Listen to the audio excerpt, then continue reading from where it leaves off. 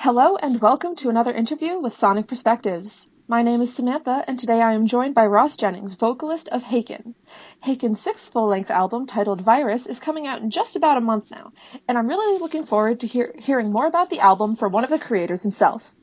So, as I understand it, this album is the conceptual successor to 2018's album Vector, but musically it has diversified a little bit. And it's probably one of the most diverse albums you guys have released to date. What are the biggest sounds and styles that are really coming into play on Virus?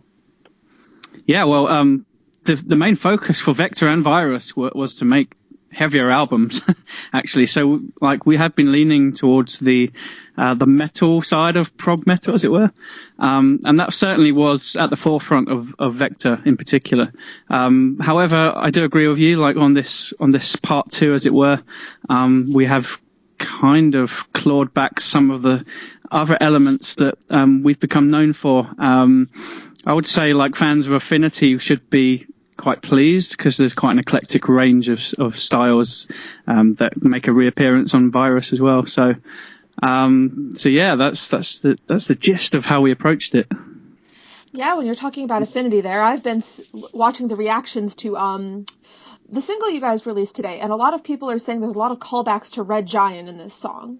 Yeah, but I think it's a bit more than that. We definitely were very focused on the song structure in this one, and having an epic chorus to really kind of latch onto. We're, one of the main focuses of writing this album was to pay real close attention to finding those earworms in the choruses and making sure we got something that really sticks in the mind, But yeah, as in general, sonically, I kind of agree with you. Yeah, it was nice to kind of touch upon that vibe again, and really pleased with the result of that particular track. It's one of my favourites on the album, actually. What really went into choosing that song as a single? Was it just that it happened to be one of the shorter songs, or what made you choose these singles, I should say? Yeah, it was a tough choice, actually, and I think in the end, the record label had some say in it as well, because we were kind of happy to release all of them.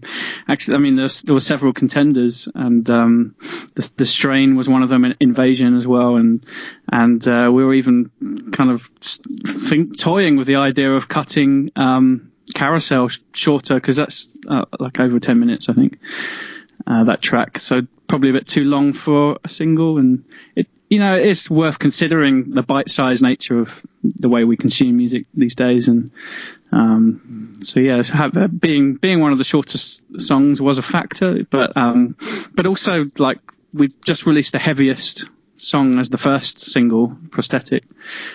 So we did want to show the other end of the spectrum of what's available on this album.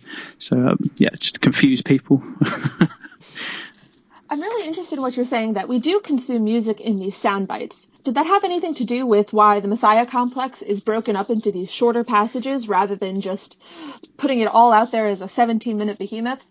Yeah, I've been asked that a few times, actually. And I mean, sure, it was one of the reasons, but I wouldn't say it was the main reason. Actually, the Messiah complex suite is broken down into several chapters anyway. When you read through the lyrics, that becomes more evident anyway. And but I think it is worth kind of having in mind how we consume music. It's not avoid that issue either. And I think if people have music on shuffle, and do they really want to sit through 17 minutes before the next song comes on? Maybe it's something that we factored in as well. But yeah, definitely not the sole reason. And I guess going off of that, you mentioned that you're talking about song structure with these epic choruses and just how we consume music. How has Haken's approach to structuring albums changed? Not just individual songs, but how the songs all play together and unfold. Yeah, we're very conscious of ebb and flow and taking you on a musical journey. That's been the kind of approach for every album, actually. Really important to us. This even extends to when we're coming up with set lists for live shows as well. And having that almost like roller coaster ride of emotions that we want to take you through when you're listening to the full piece. So that plays a big part certainly in when we're looking at song structures and how they kind of play next to each other, for sure. Yeah, it's really important. Given that you've had some of these changes and They're not, I wouldn't say they're drastic changes. It's definitely an evolution on your sound. What would you say the biggest surprise that listeners can expect to hear in Virus? What's really going to turn heads? Well, I would say one of the biggest surprises has already been kind of released to the people, like in the song Prosthetic. I would say that's our heaviest song to date. I mean, we've had heavy riffs in other pieces of music, but that's a song that really is like unashamedly tipping our hats to the metal giants that are Pantera, and we're big fans of Gojira and Fear Factory and Lamb of God and the likes of those kind of bands. So we wanted to really just surprise people with a song like that. And when I heard Charlie's demo of these particular riffs, and he pretty much had a song structure already mapped out anyway when he came to us with that, and I was blown away. And I thought, yes, definitely want a piece of that, and I can see that being the lead song as well. So that kind of came together almost naturally. Yeah. But that was one of the surprises. Hopefully the Messiah Complex is an impressive piece that everyone will enjoy as well. But I think in a way, I mean, this is more of the same, in my opinion, of Haken doing their thing and being very eclectic and taking you on a ride. Well, let me tell you, when I first heard Prosthetic, it was like a punch to the face, but I say that in the best possible way. It was a surprise, and obviously that garnered some mixed reception. What has been the most feedback that you've seen so far on that? What are fans kind of saying? On that particular track, I felt the reaction was great. Heavy music like that's not for everyone, and we appreciate, because of the nature of the way we write songs and albums and the wide range of kind of styles that we bring to our music, it's naturally going to polarize some of the audience. I think, we expect that, but ultimately we hope that music fans like ourselves can embrace many styles like that, and I think there's a place and there's a time and place for that kind of song, and there's a time and place for songs like Canary Yellow as well. And to me, music's just like the soundtrack of life. So if you can find a time in the day and that fits your mood, then it's there for you. You did touch on this a little bit earlier, but I'm interested to, just pick your brain a little on how you're going to be building set lists in the future, given that Vector and Virus are leaning towards the heavier side compared to some of your prior works, and that ebb and flow is so important to you. So what's constructing set lists going to look like in the future when we're allowed to have live music again? I'll tell you what, it gets harder and harder each time we go out on the road and plan our shows. Definitely on the last tour, it was very Vector heavy, and which disappointed some of the fans of the earlier works. But we really did factor in would songs from Aquarius work necessarily right next to that song from Vector, and sometimes we just felt it didn't. We do try these things, having playlists of our songs and just having a quick listen through to see what works. Ultimately you do what feels right.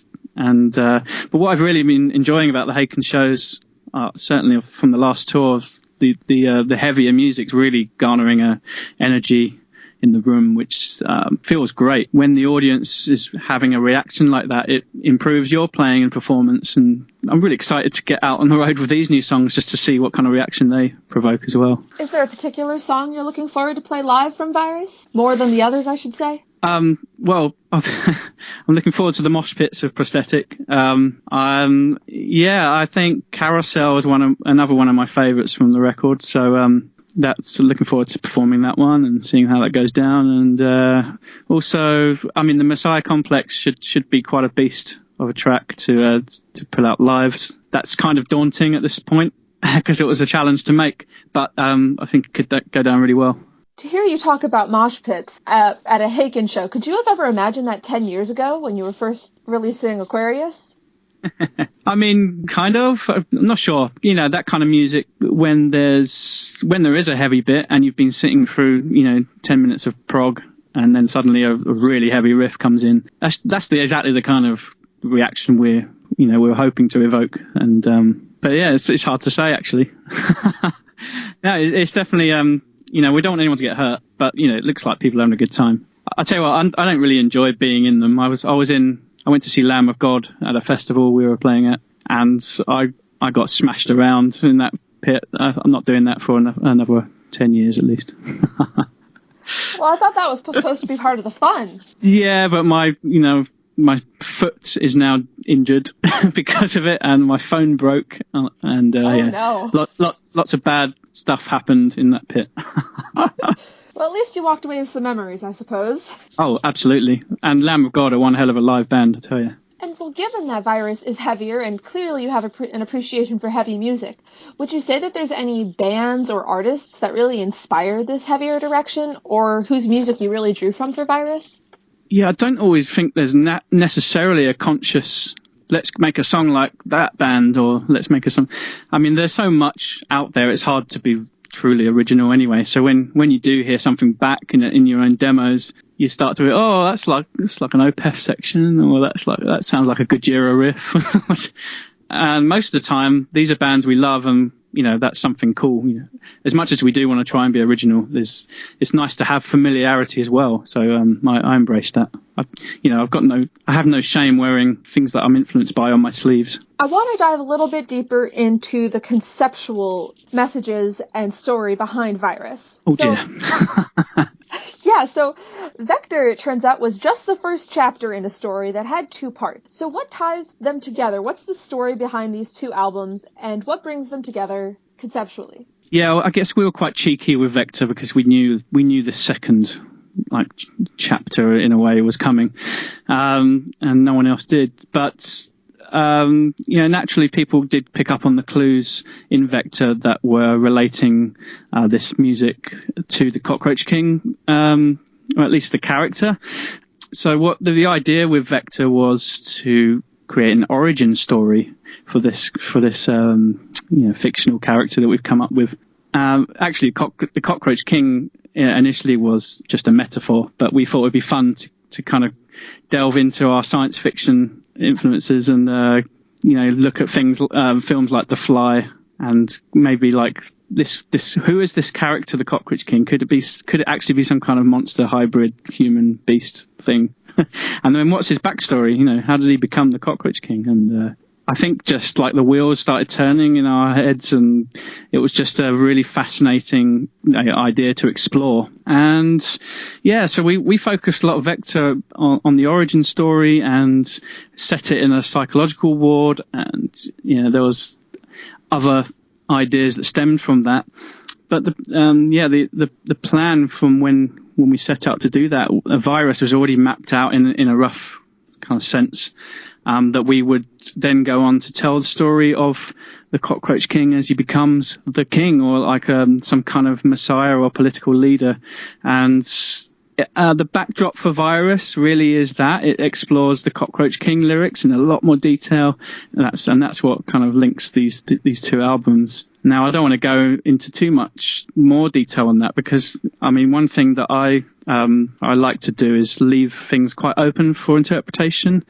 And certainly with the lyrics for Virus, I've ensured that I've left enough space for that, with some of my metaphors and different ideas for each song, because even though there is an overarching theme that runs throughout, each song has its own standalone concept in a way.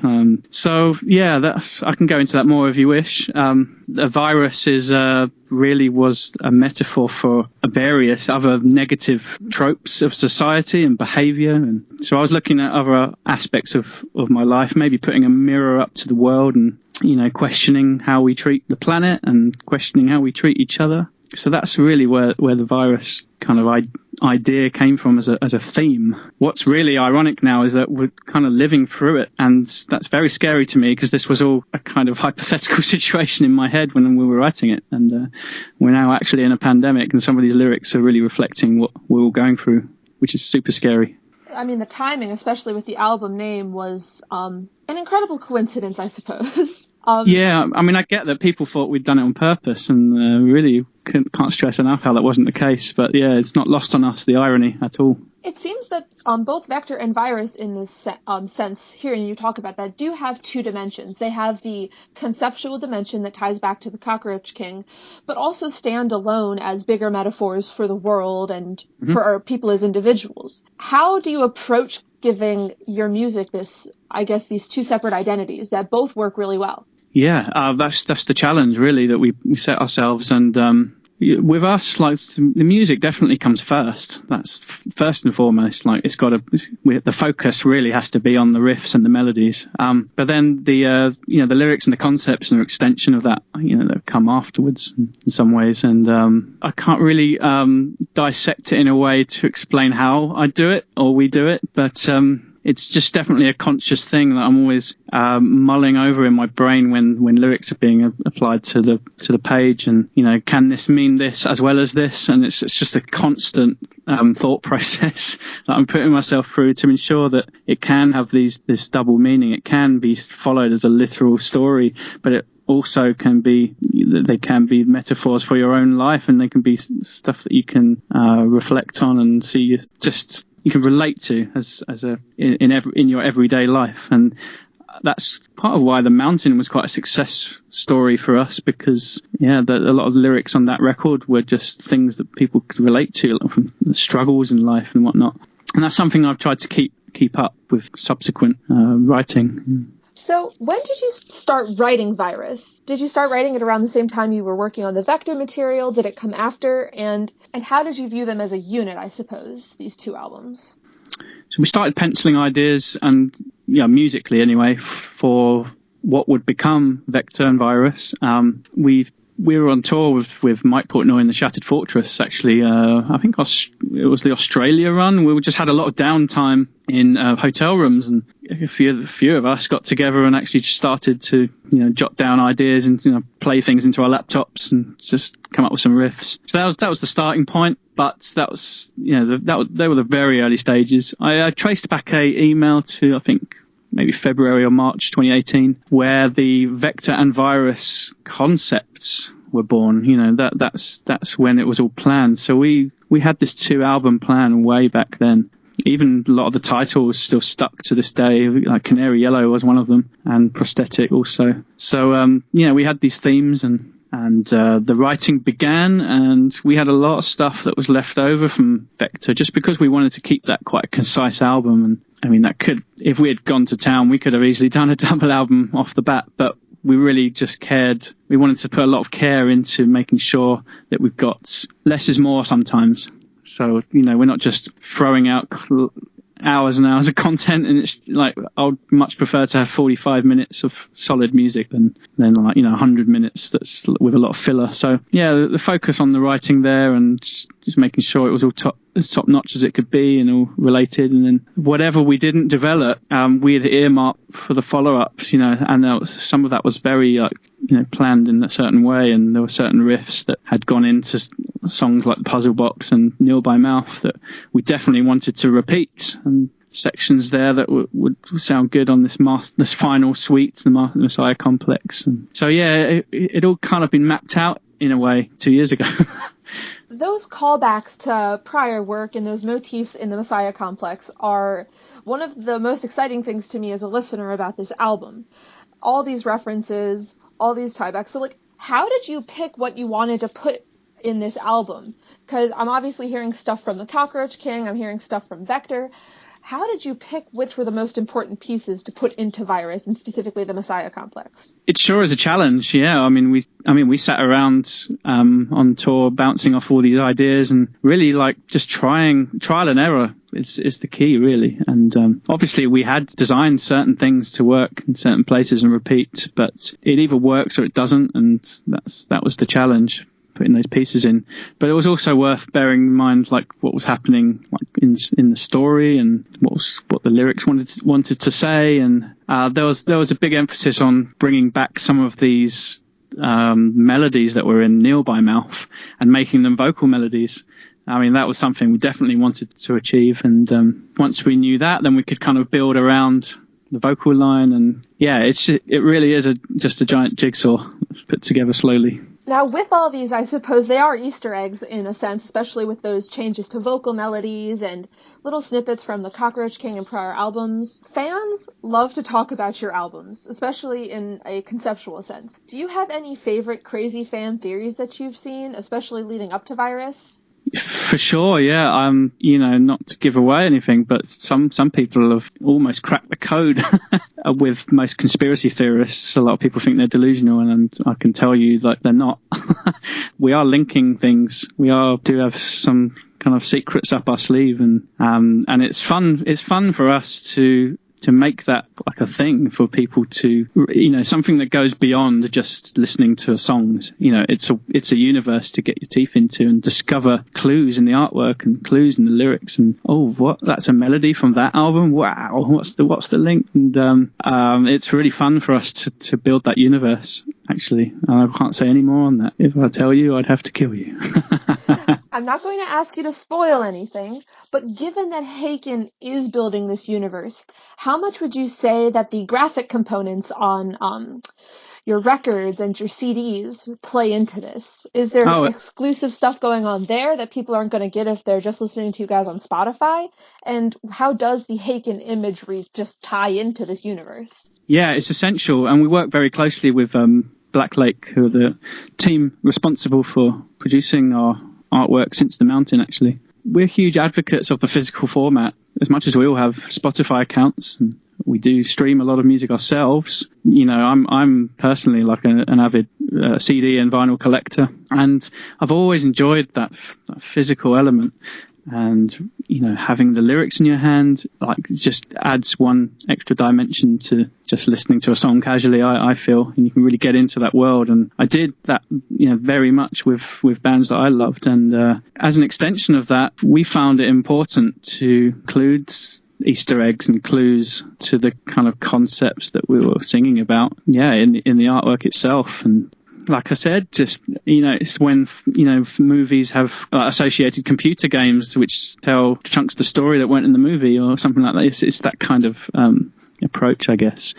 I quite enjoyed how the Matrix kind of set that up years ago, and when they had the Animatrix and they had the extra stuff and the comics and whatnot, and you could just, if you, even Star Wars do it to an extent with their books and extra mini series and things like that. It becomes this universe where you don't necessarily have to follow it. You can still enjoy just the music. But if you have the time and you really want to find out more about what we're singing about and learn about these characters and extra clues about the world that we're singing, we put ourselves in, then there are clues out there for people to get their head around. And if we are talking about imagery with Virus, obviously the first thing that everyone sees, even if they don't buy a physical album, is the album cover. Can you just talk about what exactly this design means for Virus with that really like black against that bright yellow, and obviously the bacteriophage on the front? So, of course. Some thoughts on that. Like, for me, it was important to, I think really striking and simple images on album covers are really effective. And so that's on a very basic level, that's the starting point for us. And just finding almost like a unmistakable kind of logo that represents that album. The starting point for the artwork for Virus was literally the biohazard symbol. And we were thinking of ways of how to create something very simple and effective like that, just using basic shapes. But I believe Charlie came up with the idea of the bacteriophage design, and the legs on that represented kind of almost like the insect legs. So that was a cool reference. It also kind of resembled the shape that we had for the Rorschach on Vector in a very loose way. So that also tied the kind of two designs together as well. That was just how it snowballed from there, really. And the yellow was because of the Biohazard logo and the song that we had, Canary Yellow, it was just a no-brainer to make the artwork give it a yellow theme. Now, while you do definitely have those more simple album covers, very striking, I mean, from Affinity forward, what I've noticed about your merchandise in general is that you have an incredibly broad spectrum of art and aesthetics that play into creating this Haken image. So how do you differentiate, I guess, that aesthetic for the fans where you have those like bright green and purple shirts and even the one that looks like a black metal t-shirt versus these simple, striking, forward-facing parts of the band? Yeah, well, merch is important to us as well. We often joke that we're a t-shirt company who dabble in music sometimes. There's a wide range of Haken merch out there, and they're as fun to produce as making music sometimes, to be honest. We get really involved with that process. We don't just leave it to an artist. We work with the artists as much as we would on like the album artwork. You know what I mean? It kind of hit us with the Affinity campaign, to be honest with you. That imagery, the 80s imagery, and the simplicity of some of the geometric designs was really effective, and people were buying 2 or 3 shirts each at shows because they really liked the designs. And it's always important to us to have a nice variety, as much as we do in our music as well. So like you mentioned there with the black metal shirt that we have, and then that's for one aspect of our music, and then there's softer to the eyes, there's other nice designs available that people who might not necessarily want to wear band shirts, we've got some cool designs that just look like the average high street t-shirt as well. So it's all very, in a way, calculated and planned out in that way. Yeah, it's a conscious thing. I'm going to say that the mountain shirt was the first band shirt I've ever gotten my mother to take interest in. She wanted one for herself. So definitely a wide range of appeal. But if you had to pick one favorite shirt that you guys have run in, say, the last 5 years, what would it be? Ooh, it's not my favorite, but we did a really fun Kevin Bacon t-shirt once because people were getting our pronunciation of our name incorrect. So we were hearing Haken, all sorts. And we wanted to home in on the fact, Haken rhymes with bacon. So we did this US politics themed Kevin Bacon for President shirt. And that was pretty hilarious. I think the joke was lost on a lot of people, unfortunately. Personally, I wear the Red Giants baseball shirt that we came up with. I really like that design. Anything kind of sport related kind of takes it away from it being a band shirt. I quite like those designs. So looping back around, I guess, just to something that we talked about earlier, which is unfortunately very sad that your tour did get cut short about halfway through with Devin Townsend, and that did mean you missed out on a few dates where you were playing Affinity in its entirety. What made Affinity the key choice for a full album set? What really made you want to do this album in its entirety as opposed to, say, Vector or Aquarius? It's just an album that we're really proud of. I'm sure there was a better reason, but I've forgotten it. But there were certain songs that we'd never played live, or really had only done once from that record. It was, also celebrating its 4th anniversary this year, and just I think in general we wanted to go out there with an album set that we hadn't done before. We've been known to do these before. We've done The Mountain and Visions in full. We did special shows with those once, I think on Cruise to the Edge. But we'd never done Affinity in full, and a lot of people had asked for that. So it just felt like the right time. We really wanted to get Lapse and Bound by Gravity, a few airings in the live context as well, because we considered putting those in future sets. So it was something we wanted to try out. You did get, I believe it was 2 of those headline shows in before the shutdown. And in performing Affinity in full, did you rediscover the album in any way? Was there anything that really stood out to you, being able to play the whole thing live that didn't, say, play out in the studio? I can't really say there was anything that stood out in that way. It was just really enjoyable to do all those songs in full again. I remember a couple of them being quite a challenge in the studio.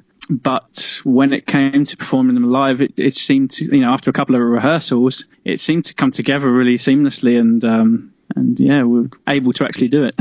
Do you have a personal favorite off that album to play live? I have a personal favorite that is Bound by Gravity, but in terms of the live, I would say, 1985 is always fun for sure, but let me think. Yeah, the Endless Knot, I would say, is the high octane. I'm spitting out a load of lyrics. It's the riffs and the electronic section is great fun to do live and really effective in a live context. So yeah, that would probably be my live favorite. I'm sure that talking about live music is difficult right now, especially considering how uncertain the future is. So once you're back on the road, do you have any bands that you're looking forward to playing with again? Ones that you really think will complement the direction that Haken is moving in? Yeah, obviously we were having a blast with Devin Townsend, and that seemed to be a really good fit. It is a real shame, and we're trying to embrace the digital format and various streaming platforms that are available to us, at least to perform something from home. But getting out on the road again, yeah, I mean, one of my kind of ambitions in a way is to get on a tour with Opeth, because they've been one of my favourite bands growing up, and they're playing big arenas now, and that's something we aspire to. So I feel like we could learn a lot from a band like Opeth, and I would hope that a lot of Opeth fans would enjoy our music as well. So that could be a good fit in the future. I have no idea if that's ever going to be possible or not, but it wasn't even on the cards, to be honest. But it's just something that's been on my mind for a while. It's something I'd like to do, and do a show or two with the Masters. When you're on tour, do you feel that you take inspiration from the bands and artists that you're touring with? And how do those influences find their way into the music that you write? Yeah, over the years, I mean, I've watched like bands I've looked up to, and specifically singers, and watching their techniques. And I've learned a lot from various singers over the years, and also how they all conduct themselves on stage and off stage. Any band can learn a lot from each other, and that's something that's really important that comes with support tours. Devin Townsend, for example, I cite him because he's the most recent in my memory, but inspiring watching how he kind of created his environment, and he created this very zen and calm state before he went on stage. I learned a lot from that, actually, because I tend to go on stage quite tense, adrenaline pumping and ready to fire, but I think once I tried it a few times to just try and approach the performance from a state of calm, and I was able to really relax into the show a lot quicker than I normally would. So that was something I learned a lot. Are there any particular challenges vocally that present themselves in Virus that you think that you're going to have to overcome in a live environment? Yeah, a lot of it's to do with hearing, though. There's a lot going on. I don't necessarily have the problem like singing and expressing myself and projecting my voice necessarily, but with a band like ours, with so much going on at any given time, it requires very careful kind of monitoring. I do have in-ear monitors, but even with that, it can be tricky sometimes to find your place in a song or find the pitch. And yeah, it's always a kind of battle when you're on stage, but it's a fun battle. Haken has seen great success when you just talk about the albums as a listening experience, something to listen to in your own home. But a live show is incredibly different and brings a whole new dimension to the songs. So how would you say that Haken is different live compared to just listening to the album in your own home? And what does, I suppose, the live presentation really bring to the music? Yeah, apart from the usual bells and whistles, with lights and costume, there is a particular energy that comes with a Haken live show. I feel like, I mentioned about being very clever with how we pick the songs and the ebbs and flows. I mean, there is space at the Haken show to appreciate the delicate numbers, and there is, an opportunity to really home in on some of the intricacies. But when the energy's pumping and the heavy songs, the heavy riffs get down to it, that's really where things are uplifted on an energetic level. And I think a lot of it's down to also our front of house engineer, who's responding to what's being played and getting the frequencies right for the room. We couldn't do it without him. Stepping away from Haken a little bit and more to you as an artist, Haken's not the only project that you've been involved with lately. In fact, Novena released their album just about 2 months ago now. What has it been like having these two separate projects, which have their similarities and differences, released so close to each other, and how have you balanced that as an artist? Yeah, it's early days for Novena, but I'm so proud of the record that we produced, and I see this being a project that will go further. With time, these things take time to build, and it's really just going to be a case of Haken will be the priority always, but I will ensure that I'm able to kind of juggle my calendar around and make it work. There's plenty of prog artists who have several bands and make it work, and that's just something we're seeing how it goes for now. I think the response has been great for Novena, and certainly fans of the earlier Haken work are finding a lot of stuff to love in that record. So as Haken kind of moves away from those kind of song structures and crazy kind of inserts into songs. I bring Novena with all the death growls and Cuban Latin music tangents, which there is a place for that as well. So it's been fun so far, and going forward I definitely want to make this a regular thing. What are the biggest differences in how you approach Novena's work versus Haken's work? I'm certainly I would say a lot more involved with the Haken work.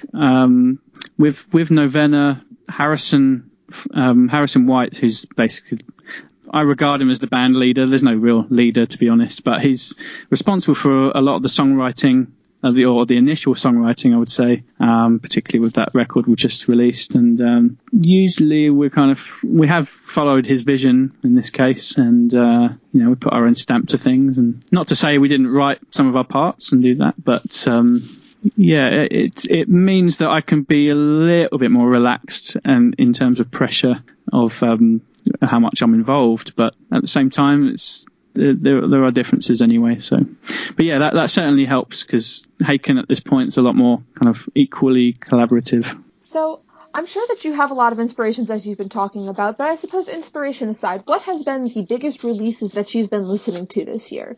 What's been exciting to you? What are you listening to, and what are you looking forward to in terms of 2020 album releases?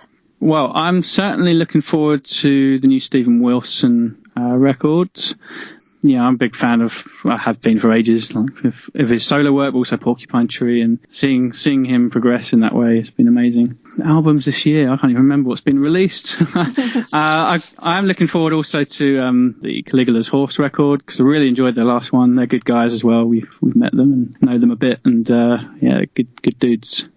My focus has been on Novena and Haken lately. Like, my chance to listen to other music's it's been a bit sporadic, but usually I'll listen to things that are not necessarily prog at the moment. So I've been listening to a lot of indie music in a way.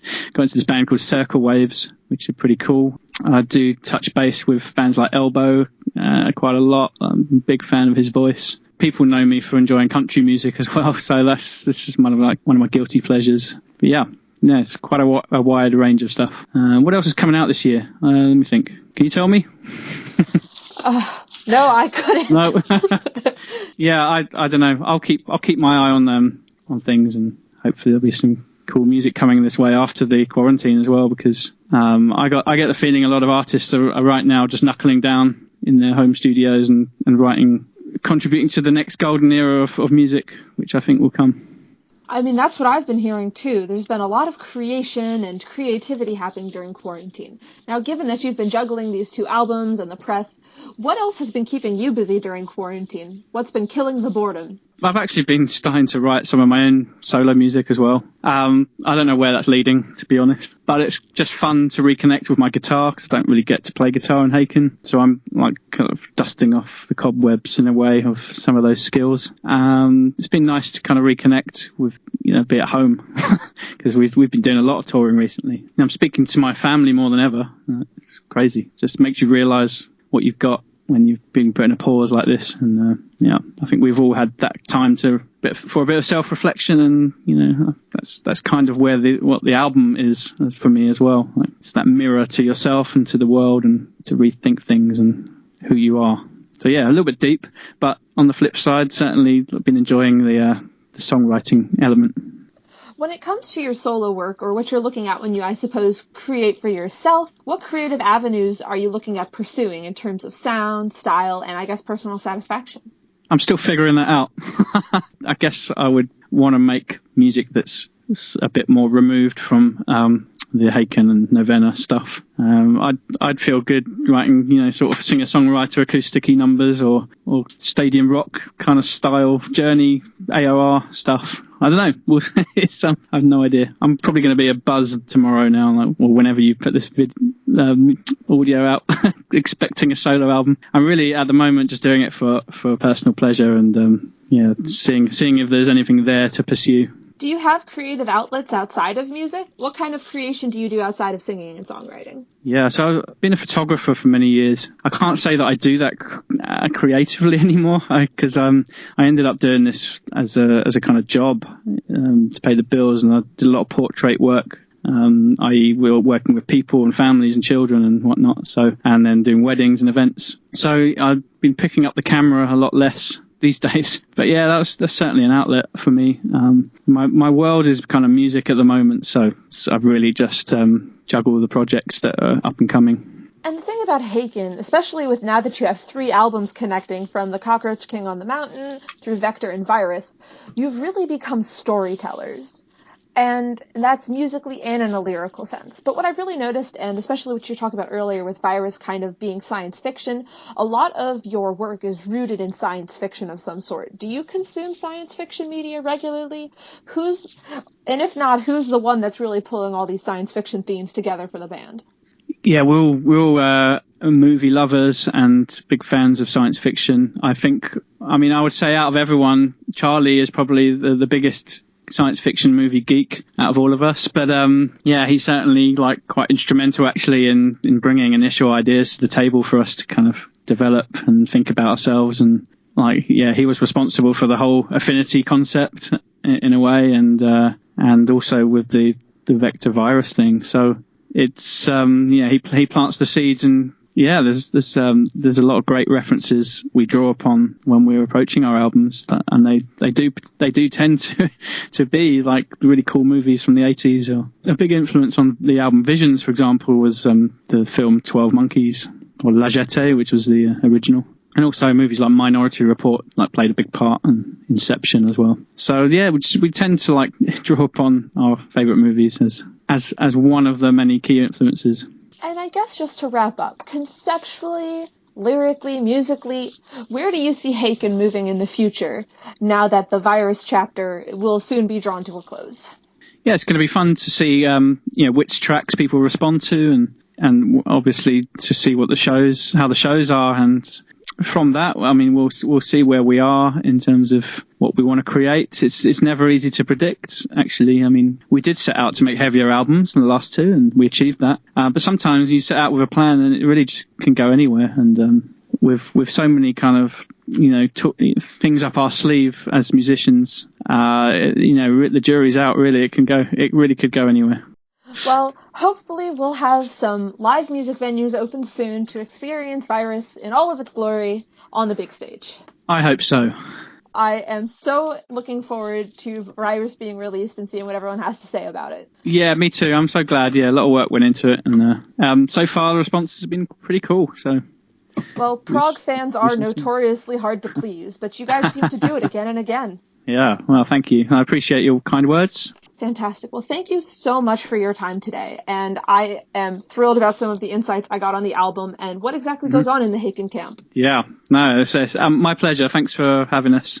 Yep. And, stay safe, stay well, take care. Yeah, you too. See you again soon. Bye-bye. You just heard an interview with Ross from Haken about their upcoming album Virus, which will be out on June 5th. For more interviews like this one and other daily content, be sure to follow Sonic Perspectives on Facebook and Twitter and subscribe to our YouTube channel. To close out today, we'll be playing the first single off of Virus, the heavy-hitting Prosthetic.